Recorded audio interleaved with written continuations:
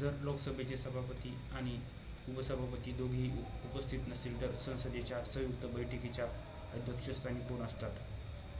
पर्याय 1 राज्यसभेचे अध्यक्ष, पर्याय 2 राज्यसभेचे उपाध्यक्ष, पर्याय 3 लोकसभेचे सर्वात ज्येष्ठ सभासद, पर्याय 4 राष्ट्रपतीकडून नामनिर्देशित सभासद. Who preside over a joint sitting of Parliament if neither the Speaker nor the Deputy Speaker of Lok Sabha is available?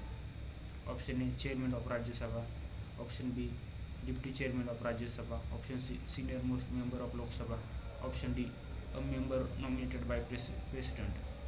Correct answer है Option 2 Deputy Chairman of Rajya Sabha.